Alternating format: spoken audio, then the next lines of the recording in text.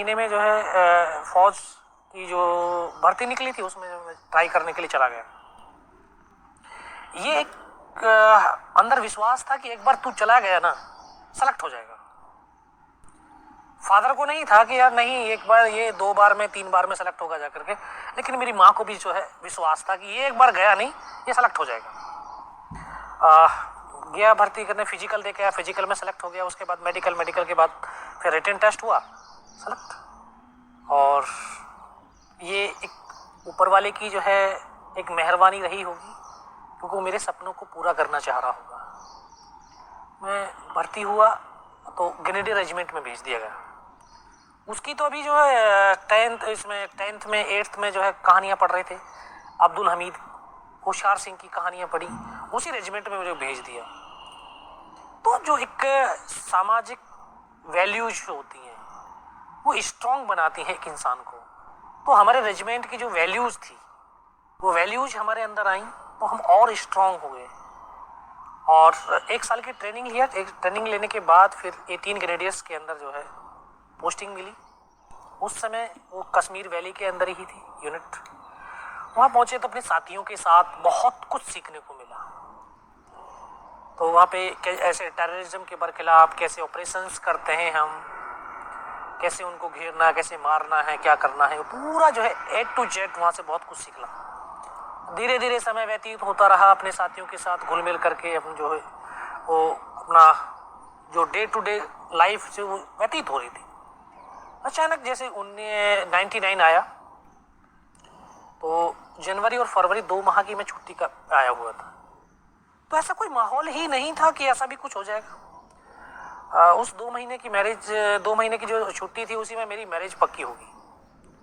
और जब यहाँ से गया तो 5 मई की मैरिज निर्धारित हुई। मेरे जो कंपनी कमांडर थे मेजर राजेश अधिकारी साहब, उन्होंने मना भी किया था, बोला नहीं यार 1 महीने की छुट्टी चला जा, फिर नहीं आने के बाद में बोलेगा यार मेरी शादी है फिर तेरे पास छुट्टी तो होगी नहीं। मैं कहा सर 20 दिन की बहुत है। मैं जाके बोला, मैं कहा सर मेरी शादी है। बोला मैं मना किया था ना 1 महीने की चला जा, अब कौन सी जाएगा। मैं कहा सर 20 दिन की दे देना बहुत है। तो मई में अभी उसी समय फरवरी के अंदर जो हमारे प्रधानमंत्री थे अटल बिहारी वाजपेयी, उन्होंने लाहौर बस यात्रा किया था। तो देश और देशवासियों को कुछ पता ही नहीं चल रहा था क्योंकि हिंदुस्तान तो पाकिस्तान के साथ एक सौहार्दपूर्ण वातावरण, एक इंसानियत को जिंदा रखने वाला वातावरण बनाता जा रहा था। सभी को लग रहा कि अभी देखो इतने अच्छे मैत्रीपूर्ण संबंध बन रहे हैं तो हम बहुत उन्नति करेंगे, तरक्की करेंगे। क्योंकि जब इंसानियत जुड़ेगी तो ताकत बनेगी और ताकत जो है आगे बढ़ाएगी दोनों देशों को। लेकिन पाकिस्तान के हुक्मरान ये नहीं चाहते थे कि हिंदुस्तान और पाकिस्तान के दोनों के बीच में एक इंसानियत जिंदा रहे। वो इंसानियत को दफन करना चाहते थे। उन्होंने उसी मैत्रीपूर्ण वातावरण के अंदर एक षड्यंत्र रच दिया। कारगिल के जो तमाम चौकियां थीं जहां पर हिंदुस्तान की चौकियां हुआ करती थी उनके ऊपर हमके कब्जा कर लिया। क्योंकि जो 71 में शिमला का समझौता हुआ था उसमें कुछ एक ये नियम बनाए गए कि इतनी ऊंची दुर्गम पहाड़ियां हैं जहां पर जीवन यापन करना बहुत मुश्किल होता है।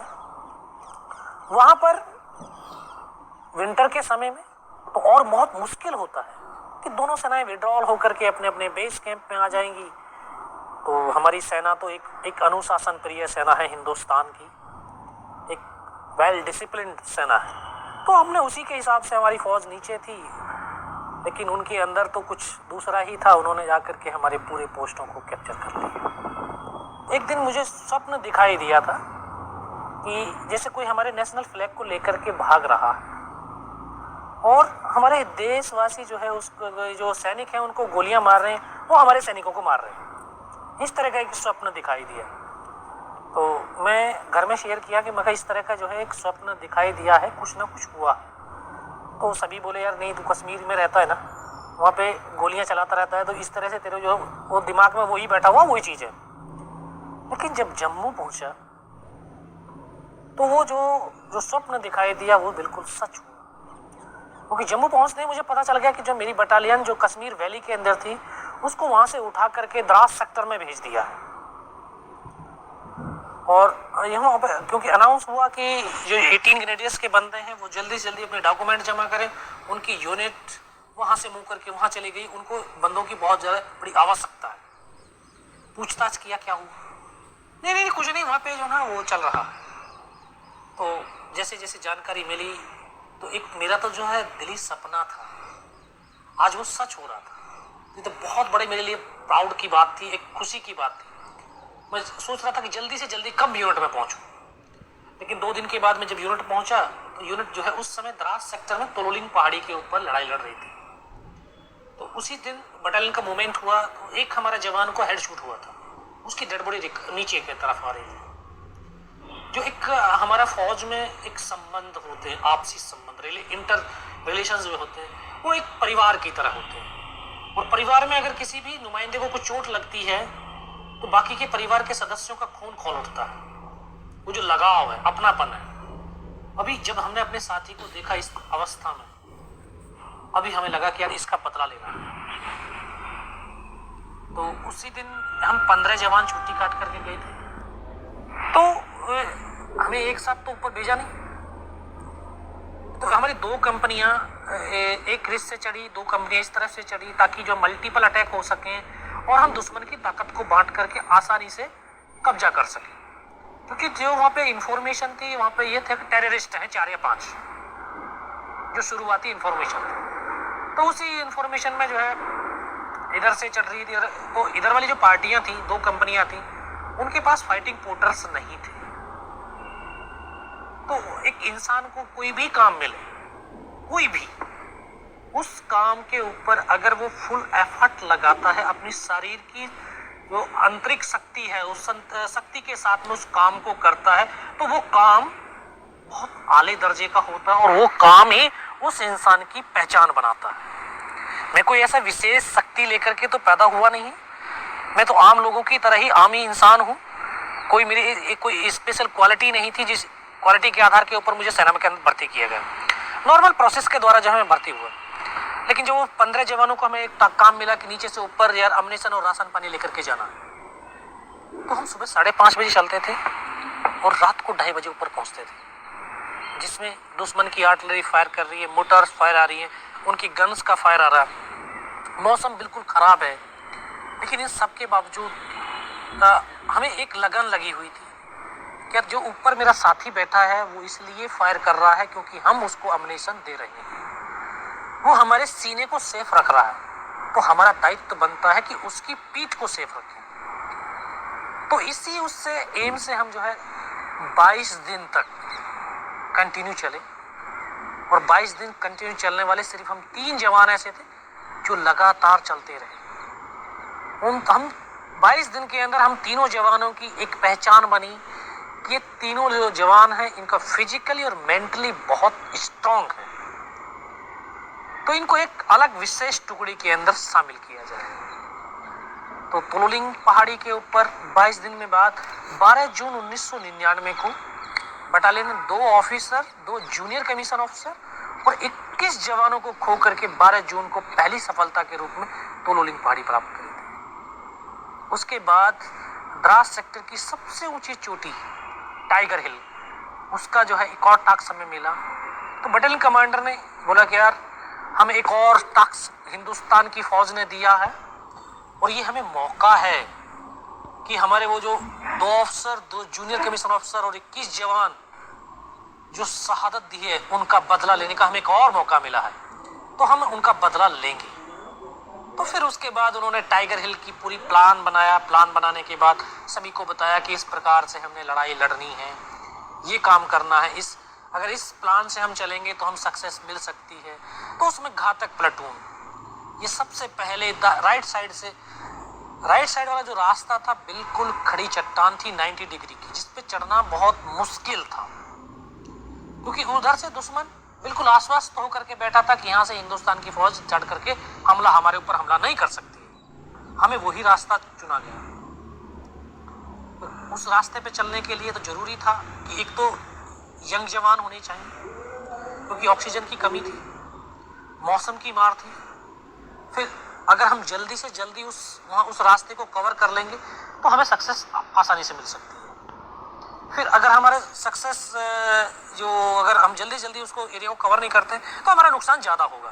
तो इसलिए एक यंगेस्ट टीम, कुछ पुराने जवान, उनका पूरा मिश्रण करके एक टुकड़ी बनी घातक प्लेटून। तो उसी समय हमारे कमीशन होकर के आए थे लेफ्टिनेंट बलवान सिंह, उसको उस टीम की जो है कमान सौंप दी गई। तो हमें 4-5 दिन का रिहर्सल का समय मिला कि आप किस प्रकार से अपने टास्क को पूरा करेंगे, इसकी जो है प्रैक्टिस कर लीजिए। फिर आखिरकार हमें चढ़ने का आदेश मिल चुका कि आप लोग उस दिन टाइगर हिल के लिए मार्च करें।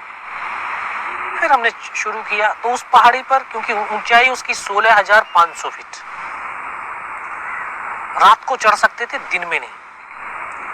हम पूरी रात चलने के बाद सुबह जैसे फर्स्ट लाइट हुआ, उजाला हो गया, तो हमने वहां पर पत्थर, जो बड़े बड़े पत्थर थे, उनके पीछे छुप करके चुपचाप बैठे रहे।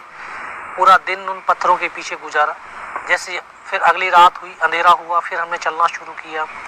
तो पहाड़ियों के अंदर एक और चीज होती है कि पहाड़ी में जब बिल्कुल हम नीचे पहुंच जाते हैं पहाड़ी के, और जब उस पर चढ़ना देखते हैं, तो जो पहली वाली टॉप है वो ही लगता है यार यही इसका मेन टॉप है। लेकिन जब उस टॉप पे पहुंचते हैं तो फिर अगले वाली चोटी दिखाई देती है। तो दूसरी रात जब हम पूरी रात चलने के बाद जो उस टॉप के नजदीक पहुंचे, तो हमारे डेल्टा कंपनी साथ साथ चल रही थी हमारी सपोर्टिंग के लिए। तो उसके जो कंपनी कमांडर थे कैप्टन सचिन निम्बालकर, उन्होंने बोला यार बलवान, यहाँ पे तो कुछ भी नहीं है। बोला चलो यहाँ पे फ्लैग लगा देते हैं। जब उस चोटी के ऊपर चढ़े, यार ये नहीं अगले वाली चोटी है, फर्स्ट लाइट होगी थी। सभी ने बोला सर ऐसा करते चाय पीते फिर चलते हैं। बोला नहीं चाय वहीं पियेंगे जाकर के। उस दिन तो पूरा दिन चले हम, पूरा दिन चलते। शाम के वक्त यही समय रहा होगा। तो वहां पहुंचे, उस टॉप पर पहुंचे, तो फिर अगले वाली चोटी दिखाई दी। फिर सभी ने बोला सर ऐसे करते हैं, अभी थोड़ा सा रेस्ट करके फिर चलते हैं, क्योंकि पूरा दिन हो गया, पूरी रात हो गया चलते हुए। तो अभी हम वहां पे बैठ करके अपने वेपन्स को डिप्लॉयड कर ही रहे थे। तो सचिन निम्बालकर साहब के साथ जो टीम थी वो आगे के इलाके को थोड़ा सा सर्च करने के लिए चली गई। जैसे वो आगे की तरफ गए तो दुश्मन इतना चौकन्ना था, इतना चालाक था, वो अपने आप को तब तक छुपा करके बैठा हुआ था कि हम जैसे दुश्मन उसके नजदीक पहुंचे और वो तब फायर खोलता था। तो जो हमारी टीम उनके नजदीक पहुंची तो उनके ऊपर फायर खोल दी। अब हम डायरेक्ट फायर सपोर्ट भी नहीं दे सकते उनको, क्योंकि अगर ऐसी तरह से करके फायर करते हैं तो हमारे बंदों को ही गोली लगती है। आर्टिलरी का जो है फायर भी नहीं डलवा सकते हैं, क्योंकि सेफ्टी डिस्टेंस बिल्कुल खत्म हो गया था। अभी सीओ को फिर इन्फॉर्म किया कि साला ऐसे इस तरह की कहानी होगी है। फिर उनको मैसेज दिया गया सेट के ऊपर, भाई जहां पर हो जैसे हो, पत्थरों के पीछे चुपचाप छुपा करके बैठे रहो, जैसे अंधेरा होगा आपको निकाल लिया जाएगा। तो लगभग रात को 11 साढ़े 11 बजे के आसपास उस टीम को निकाल करके लेके आए। तो उसमें एक जवान को हाथ में गोली लगी थी, बाकी हमारे तमाम जवान सेफ थे। जैसी टुकड़ी वापस आई तभी एकदम से आदेश मिला कि यार अभी अटैक होगा। तो यहाँ ईश्वर भी एक के बाद एक मौका मुझे देता जा रहा था। एक तो घातक प्लेटून का सदस्य होने का मुझे सौभाग्य मिला, उसके बाद जब यहाँ से अटैक के लिए चले तो बोला यार तू गाइड होगा अपनी टुकड़ी का। फिर मुझे गाइड के तौर के ऊपर चुन गया। तो एक मेरा नाम राशि दूसरा था, हम दोनों एक दूसरे के गाइड होकर के चलना शुरू किए। पूरी टुकड़ी को लेकर के जब रात भर चलते रहे, सुबह का वक्त था, तो एकदम बिल्कुल खड़ी चट्टान जिस पर चढ़ना बहुत मुश्किल था।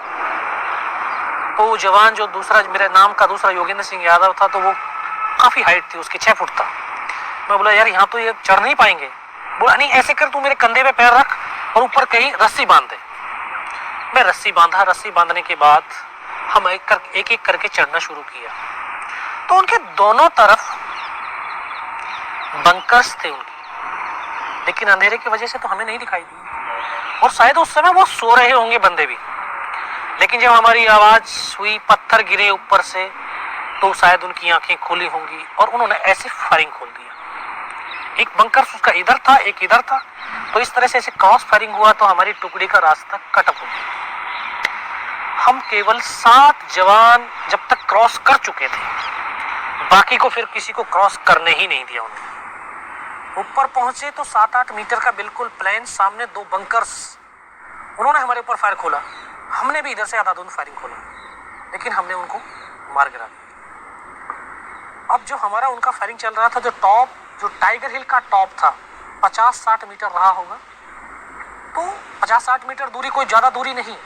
उन्होंने देखा यार यहाँ तक हिंदुस्तान की फौज पहुंच गई है, इतना जबरदस्त हमारे ऊपर गोलाबारी शुरू किया उन्होंने। हम ऐसी परिस्थिति में आ गए, एक कदम आगे रखते हैं तब भी हमारी मौत थी, और एक कदम पीछे रखते हैं तब भी हमारी मौत थी, यानी मरना निश्चित हो गया था। सभी ने बोला यार मरना ही तो है यार, मरने से पहले जितने ज्यादा से ज्यादा हम मार सकते हैं हम मारेंगे।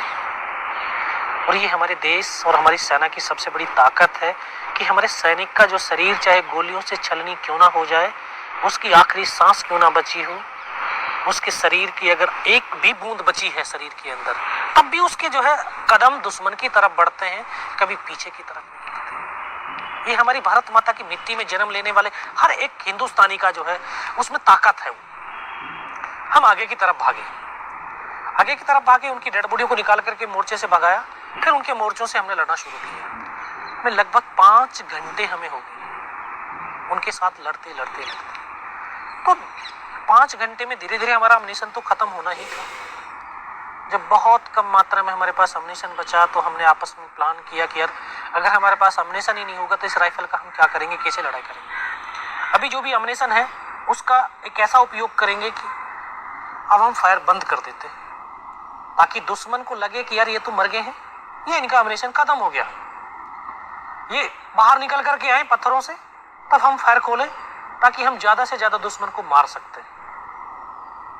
हमने वो प्लान किया, उनकी जो मोटर्स फायर हुआ, उनकी आर्टिलरी का जब फायर हुआ, अचानक से हमने फायर बंद कर दिया, क्योंकि वो नजदीक थे, आवाज तो हमारी भी सुन रहे थे वो। तो हमने फायर बंद किया। फायर बंद करते ही 15-20 मिनट के बाद जब फायर ने हमारी तरफ से कोई फायर नहीं हुआ, उनको लगा कि यार ये मर गए या इनका अम्निशन खत्म। तो 15-20 मिनट के बाद पाकिस्तान के 10-12 जवान थे, वो सिर्फ वो नजदीक आए देखने के लिए कि यहाँ पर हिंदुस्तान के जवानों की संख्या कितनी है, जिंदे हैं या मर गए। तो हम अलग अलग इस पत्थर के पास, 2 उस पत्थर के पास, 3 तरफ हम बैठे हुए थे, आपस में पूरा कोऑर्डिनेशन किया था। तो वैसे सामने से जब निकल करके बाहर आए पत्थरों से, एक साथ हमने फायर खोला, उनमें से 1-2 बचा होगा, बाकी सबको मार दिया।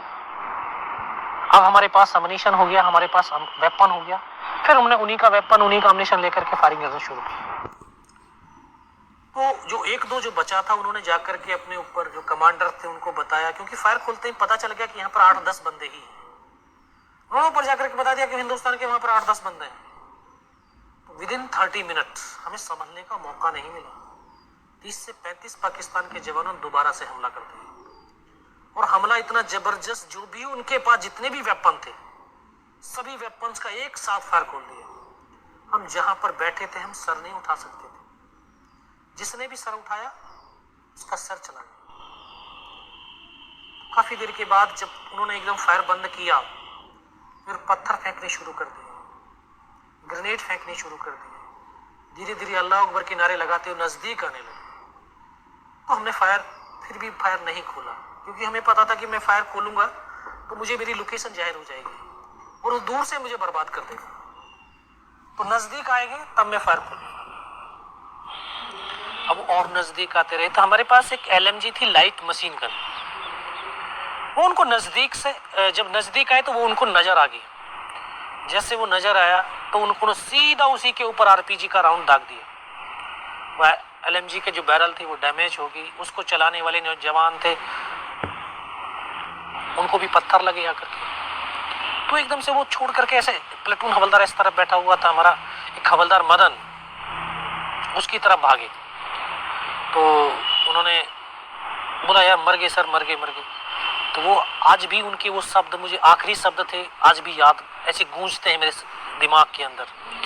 क्योंकि उस LMG के जस्ट बाएं तरफ मैं बैठा, तो मुझे आवाज दिया कि योगेंद्र, बोला इस LMG को उठा करके फेंक। बोला दुनिया में आज कोई बचाने वाला नहीं है इस वेपन के सिवा, क्योंकि उसकी फायर पावर बहुत ज्यादा थी। तो नजदीक नहीं आ रहे थे दुश्मन उससे। जैसे मैं उसको LMG को ऐसे उसको पकड़ा और उसकी तरफ फेंक तो दिया, मेरी नजर ऊपर की तरफ गई, तो जिस पत्थर से मैं फायर करा उसी के ऊपर 7 पाकिस्तान के जवान खड़े थे। मैं कहा सर ये तो नजदीक आ गए। बोला कहां पर? ये खड़े हुए। और जैसे ही आवाज सुनाई दी, सीधा मेरे ऊपर ग्रेनेड फेंका उसने। तो जो मेरा नाम राशि था योगेंद्र यादव, वो पीछे की तरफ लेट करके फायर कर रहा था।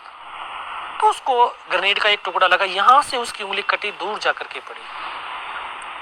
वो एकदम से उसको आभास हुआ कि यार मेरा हाथ कट गया। बोला मेरा हाथ कट गया। मैं पीछे की तरफ देखा, मैं कहा नहीं यार हाथ नहीं कटा। बोला और? मैं कहा उंगली कटी है। उसको फर्स्ट एड दिया। फर्स्ट एड देने के बाद सभी ने बोला यार ऐसे कर, तू अभी फायर तो कर नहीं पाएगा, तू नीचे की तरफ कूद और अपनी कहीं से दाएं बाएं से टुकड़ी को चढ़ाने की कोशिश कर। बोला नहीं नहीं मैं नीचे नहीं जाऊंगा। हम तो बिल्कुल नए जवान थे, 2.5 साल की सर्विस थी, 19 साल की उम्र थी, कोई अनुभव नहीं था, सिर्फ किताबों में अभी स्कूल में पढ़ कर के आ रहे थे कि यार एक सैनिक दूसरे के लिए अपने आप को कुर्बान कर देता है। आज तो देखने को मिल रहा था। हमारे लिए बहुत बड़ी प्रेरणा की ये ताकत थी, शक्ति थी। तभी क्योंकि हमारी LMG बिल्कुल साइलेंस हो गई, उसकी बैरल डैमेज हो गई, अभी दूसरी बैरल उसके ऊपर जो है लगा रही थी, तब तक एक स्नाइपर थी हमारे पास। तो स्नाइपर को उन्होंने निशाना बनाना शुरू कर दिया। तो 3 तरफ से उसके ऊपर फायर आ रहा था। एक मेरा ट्रेनिंग का साथी था ग्रेनेडियर अनंतराम, जो हम रूममेट थे ट्रेनिंग के। तो हमको एकदम से प्लेटून हवलदार ने बोला कि तुम दौड़ करके उसके पास जाओ। जैसे मैं वहां से हरकत किया तो उनको मेरा मूवमेंट दिखाई दिया कि यहाँ से कोई बंदा यहाँ से गया है। सीधा जैसे उसी मूवमेंट के ऊपर फिर उन्होंने ग्रेनेड फेंका। तो ग्रेनेड का जब एक टुकड़ा आकर के मेरे घुटने के नीचे लगा तो जैसे मैं खड़ा था, खड़े के खड़े नीचे गिर गया। मुझे ये आभास हुआ कि घुटने से पैर कट गया। कुछ देर के बाद एकदम से मैंने ऐसे हाथ मारा तो मगर नहीं, पैर तो है। मैं खुद फर्स्ट एड करने लगा। हमें अपने जो है जो भी काम मिला, जो भी काम मिलता है, उस काम के अंदर एक अपना मन लगा करके, पूरा एफर्ट लगा करके हम अगर उस काम को करते हैं, चाहे हमारे शरीर की शक्ति उसमें पूरी छीण खत्म क्यों ना हो जाए, लेकिन आस्था अगर उस काम के प्रति बनी हुई है तो उस शरीर के अंदर ईश्वरीय शक्ति संचारित होती है। मैं आपको ये बताना चाहूंगा कि जब वहां पर लोग मेरे साथी एक एक करके मेरे से जुदा हो रहे थे, मुझे इतना सब कुछ हो गया, मेरे जो है पैर लगा कि पैर कट गया है। मैं खुद फर्स्ट एड करने लगा। तभी फर्स्ट एड कर ही रहा था कि एक और ग्रेनेड का टुकड़ा आया, यहां से ये पूरा काट दिया। इसको कटने के बाद तो मुझे मेरा चेहरा बिल्कुल सुन्न हो गया। मुझे लगा कि यार आंखें नहीं हैं अभी, क्योंकि दिखाई देना बिल्कुल बंद हो गया था। और जब आंखें खुली तो देखा ऊपर से नीचे तक लहू लुहान और नाक से खून की धार बह रही थी। वहां पर उनका स्लीपिंग बैग था, उससे काफी देर तक ब्लड साफ किया लेकिन खून बंद नहीं हुआ। लेकिन जब खून में फिर भी, क्योंकि एक जुनून था अपने साथियों के लिए, अपने देश के लिए, अपनी सेना के लिए कुछ कर गुजरने का, फिर भी मैं आगे बढ़ा। अपने उस साथी के पास गया जिस साथी के लिए मुझे भेजा गया था। तो मैं पहाड़ी से पीठ लगा करके, ठीक हम आमने सामने बैठे हुए थे, मैं उनको बोला फर्स्ट में, मैं कहा सर आप ऐसे कीजिए, फर्स्ट एड कर दीजिए थोड़ा सा। उन्होंने बोला नहीं नहीं नहीं ऐसे कर, पहले फायर कर। तो मैं फायर करने लगा। कुछ देर के बाद मैं देखता हूँ कि उन्होंने अपनी फील्ड पट्टी जैसे निकाली, उसके से पॉलिथीन फाड़ने के लिए यहाँ तक उनका हाथ पहुंचा था, उनको यहाँ पे गोली लगी। वो इस तरह से करके पीछे की तरफ लेटते चले गए। मैं हाथ पकड़ा लेकिन एक शब्द भी तो नहीं बोले। मेरी बगल में ऐसे बैठा हुआ था मेरा जो ट्रेनिंग का साथी था, मैं उनको बोला या अनंतराम सर को तो गोली लगी है क्या? बस वही शब्द बोल पाया। उसको आकर के सीने में ब्रस्ट लगा, वो भी आकर के मेरी तरफ लेट गया। प्लेटून हवलदार को बोला सर दोनों बंदों की गोली लगी है, कैसे हैं? दोनों के दोनों सब शहीद हो गए। बस इतना ही मैं बोल पाया। तभी आकर के इस तरह से हमको घेर लिया। और वो एक ऐसा पल, ऐसा मंजर कि एक ही पल के अंदर सब कुछ खत्म। जिन साथियों से एक पल पहले मैं बात कर रहा था, अभी कोई नहीं बात करने वाला। उनको भी लगा कि यार इनमें सब ये मारे जा चुके। तो उनके कमांडर ने बोला इनको रीचेक करो, इनमें से कोई जिंदा तो नहीं। तो आकर के एक एक को गोलियां मारने लगी। तो एक डेड बॉडी मेरे ठीक सामने थी, एक मेरी बगल में थी मेरे साथी की। मैं इस तरह से पड़ा हुआ था, तो बेहोश था लेकिन इतना बेहोश नहीं हुआ था कि उनको देख ना सकूं, उनको सुन ना सकूं। देख सकता था, सुन सकता था। जब उसने सामने वाले को जो है उसके सीने में आकर के 3-3, 4-4 राउंड की जो है ब्रस्ट खींचे, तो डेड बॉडी ऐसे उछलती थी ऐसे ऊपर की तरफ। तो बगल वाले को मारा।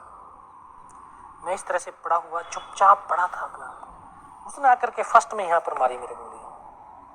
मैं देख रहा हूँ कि यहाँ से धुआं निकल रहा है। फिर उसने जांग में मारी, फिर नीचे पैर में मारी, 3 जगह गोली मारी। उस गोली की पीड़ा को चुपचाप बड़ा सहता रहा। जब वो गोली मार करके चला गया तो जब एक विश्वास पैदा किया अपने दिल के अंदर कि अगर इसने सर और सीने में गोली नहीं मारी, मेरा हाथ पैर दोनों ही काट करके क्यों ना ले जाए, मैं उफ तक नहीं करूंगा और मैं जिंदा भी रहूंगा। और वो विश्वास ही था कि आज मैं आपसे बात भी कर रहा हूं। तभी उनको तो यकीन हो गया कि इनमें से कोई जिंदा नहीं है। फिर उनके कमांडर ने, जो पाकिस्तान का एक था, उनका कमांडर था, उन्होंने हमारे एक नीचे पोस्ट था, MMG पोस्ट, उन्होंने उनका बेस कैंप था टाइगर हिल की बगल में, मस्को वैली था, उसको मैसेज दिया कि यार नीचे जो हिंदुस्तान का MMG पोस्ट है उसके ऊपर हमला कर दो। जब ये आवाज मेरे कानों तक लगी तो मुझे लगा यार आज तो मेरी पूरी टुकड़ी खत्म हो जाएगी। ऊपर इनका पोस्ट है, नीचे अगर इन्होंने हमला कर दिया, बीच वाले मेरे साथी कहां जाएंगे। तब ऊपर वाले से एक ही प्रार्थना करी कि मुझे इतनी जिंदा रख दे कि मैं अपने साथियों तक सूचना दे सकूं। अगर निस्वार्थ भाव है, सच्ची श्रद्धा है, तो ईश्वर शक्ति भी साथ देती है। सभी के पास एक आंतरिक शक्ति है। जो इस धरती पर जिसने जन्म लिया है उसके पास एक ताकत है। बस उस ताकत को पहचानने की, अपने अंदर एक कॉन्फिडेंस पैदा करने की जरूरत है। अगर एक इंसान अपने अंदर सेल्फ कॉन्फिडेंस पैदा कर लेता है, एक डिटर्मिनेशन कर लेता है कि मुझे ये करना है, तो ऑटोमेटिक उसके अंदर एक मोटिवेशन आ जाता है। और मोटिवेशन तो वो ताकत होती है कि किसी भी परिस्थिति में किसी भी काम को पूरा करने के लिए वो हमेशा प्रेरित करते रहते हैं। और मोटिवेशनल, इससे बड़ा और मोटिवेशनल हो ही नहीं सकता कि हम तो ऐसी पावन मिट्टी, हिंदुस्तान की मिट्टी में हमने जन्म लिया है, जो वीर और वीरांगनाओं ने अपने खून से सींचा है। इसको ऋषि मुनियों की मिट्टी है ये। इससे बड़ी और ताकत, इससे बड़ा और मोटिवेशनल हमारे लिए और कुछ हो ही नहीं सकता।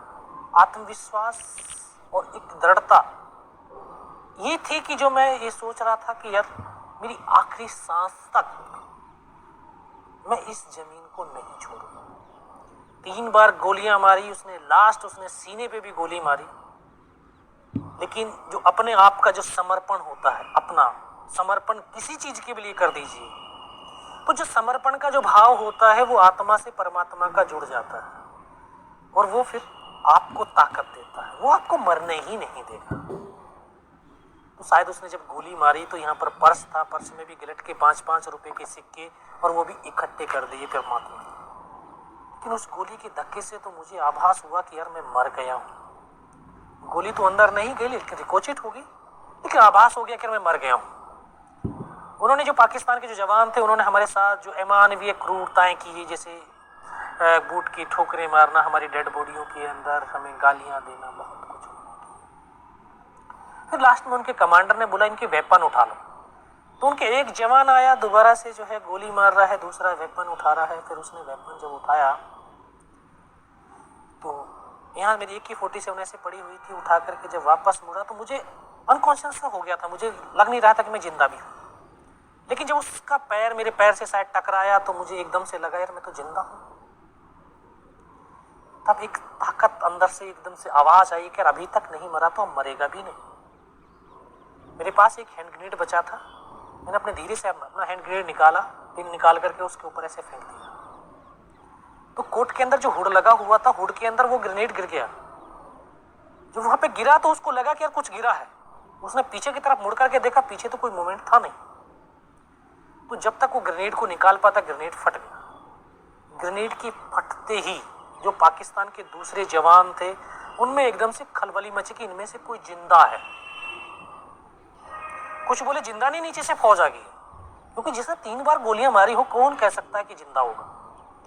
वो एक मौका था मेरे पास कि मैं अपने देश के लिए, अपनी भारत माता के लिए कुछ विशेष कर गुजर जाऊं। मैं तुरंत उसकी राइफल को उठाने की कोशिश करी, क्योंकि उसका पूरा सर उड़ गया और हमारे ऊपर आकर के गिरा पाकिस्तान का वो जवान।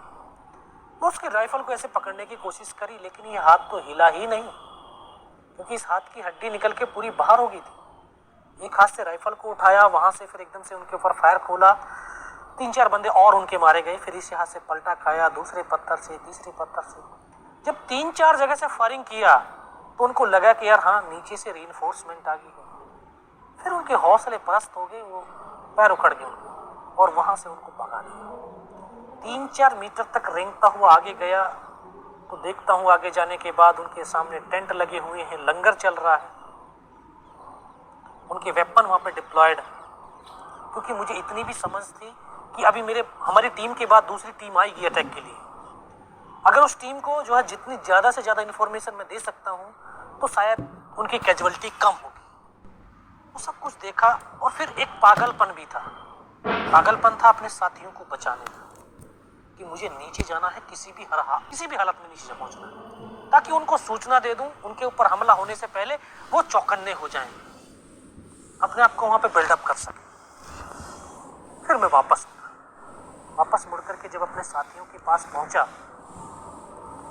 तो एकदम से लगा कि हो सकता है इनमें से कोई मेरा साथी जिंदा होगा।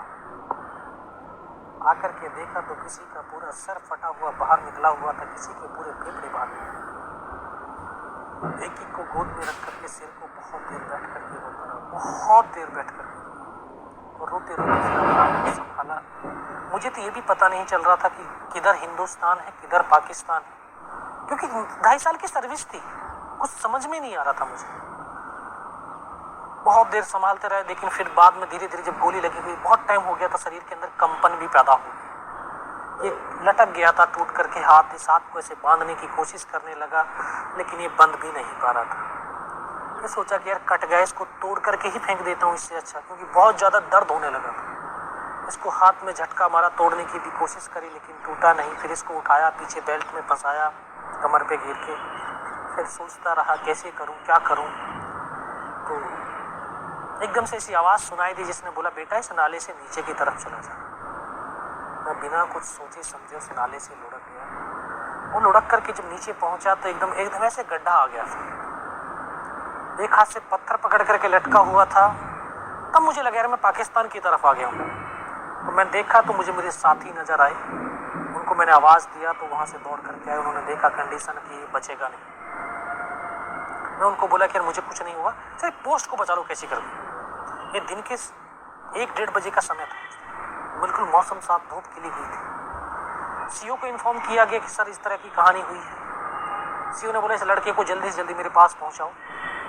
तो फर्स्ट एड तो दिया, सीओ के पास पहुंचा तो इतना खून ब्लड निकल चुका था कि मुझे दिखाई देना बिल्कुल बंद हो गया था। सीओ ने बोला बेटा कुछ पहचानता है? मगर साहब मुझे कुछ भी नजर नहीं आ रहा, सिर्फ आवाज़ सुनाई दे रही है। बोला मैं तेरा commanding officer colonel Kushal Chand Thakur, मैं जय हिंद साहब, बहुत तेज सर्दी लग रही है सर। तो उन्होंने ये अपना स्टोव जलवाए, टेंट के अंदर लिटा करके, थोड़ी गर्मी महसूस हुई तो अभी धीरे धीरे जो जबान भी ऐंठने लगी थी बारूद की वजह से। मगर साहब पानी पिला दो। तो डॉक्टर साहब दौड़ करके आए, उन्होंने बोला बेटा मैं पानी पिलाता हूँ। तो उन्होंने एक ग्लूकोज की पूरी बोतल पिलाई। शरीर के अंदर थोड़ी सी और एनर्जी महसूस हुई। तो बोले बेटे बता सकता है? मैं कहा हाँ सब बता सकता हूँ। तब ऊपर की तमाम इन्फॉर्मेशन उनको दिया। तो लास्ट में बोले बेटा ये बता जवान की रिक्वायरमेंट क्या है? मैं कहा जवान की रिक्वायरमेंट अम्युनिशन और फील्ड पट्टी की, बाकी कोई रिक्वायरमेंट ही नहीं। बोला खाने के लिए नहीं चाहिए। एक बड्डी पेड़ के अंदर 72 घंटे से भी ज़्यादा का समय हो गया था, सिर्फ आधा बिस्कुट का पैकेट खाया था, आधा तो बैलेंस ही। अभी मैं 26 जनवरी पे हर साल जो है अपनी परेड को लीड करते हैं हम। एज ए परमवीर चक्र सारे जो इतने भी हैं, आज भारत के अंदर 3 ही परमवीर चक्र हैं जो जीवित हैं, वो तीनों के तीनों जो है परेड को लीड करते हैं। जो कल का भारत है वो युवा भारत है, और युवा भारत वो भारत की ताकत है। और वो ताकत जिस दिशा में भी बढ़ेगी, हमारा देश उस दिशा में ही बढ़ेगा। उस देश की दशा और दिशा को बढ़ाने में जो हमारी युवा ताकत है उसका बहुत बड़ा योगदान है। हम ऐसा भारत, हम ऐसा कल भारत, जो कल का भारत हम ऐसा देखना चाहते हैं कि जो हमारा युवा है उसके जो अंदर एक स्ट्रांगता होनी, एक ताकत होनी चाहिए, एक जज्बा होना चाहिए अपने देश के लिए, अपने कार्य के लिए। जो भी हम काम करें, जरूरी नहीं कि सेना में राइफल लेकर के बॉर्डर पे खड़ा होकर के ही राष्ट्रभक्ति होती है। जरूरी है कि जिस हम क्षेत्र में काम करते हैं, हर एक क्षेत्र एक युद्ध की तरह होता है, हर एक काम एक युद्ध की तरह होता है। और युद्ध में जीत उस सैनिक की होती है, उस योद्धा की होती है जो उस युद्ध को बखूबी समझ करके उसके पहलुओं को रिसर्च करे, उसके ऊपर गहराइयों को सोचे, उसकी कमजोरियों को पता करे और उन कमजोरियों के ऊपर हम वार करेंगे तो हम आसानी से जीत हासिल कर सकते हैं। तो हम यहाँ पर भी किसी भी सेक्टर में रह करके जो हमारा एक युद्ध चलता है, एक सुबह उठने से लेकर के शाम के सोने तक डेली का जो एक युद्ध है, युद्ध क्षेत्र है ये, इस युद्ध क्षेत्र में हम जीत कैसे हासिल करें। मैं अपने युवा को बताना चाहूँ कि वो युवा वो देखे कि मेरा काम जो मैं कर रहा हूं उसमें अपना बेनिफिट नहीं, मेरा देश का बेनिफिट क्या है, मेरे देशवासियों का जो है बेनिफिट क्या है। क्योंकि हम दूसरों के लिए समर्पण की भावना हमारे यूथ में होनी चाहिए, अपने लिए नहीं। क्योंकि जो अपने लिए समर्पण होता है वो स्वार्थ आ जाती है, स्वार्थ। और हिंदुस्तान का युवा हमेशा निस्वार्थ होना चाहिए। मैं ऐसे कल के भारत का जो है निर्माण चाहता हूँ, मैं ऐसा भारत देखना चाहता हूँ कि हर एक युवा जिसमें निस्वार्थता, त्याग, उसमें एक आत्मविश्वास से परिपूर्ण हो, भरा हुआ, उसमें राष्ट्रभक्ति हो, अपने प्रेम, एक राष्ट्र का प्रति प्रेम हो। क्योंकि प्रेम बहुत बड़ी ताकत होती है जो इंसानों को एक साथ जोड़ती है और एक उस जोड़ से एक बहुत महान शक्ति बनती है जहां हम आगे बढ़ते चले जाते हैं। तो ऐसा भारत चाहिए, ऐसा युवा चाहिए मुझे भारत का। Selfless India, tomorrow's India. Tomorrow's India, let's start with I.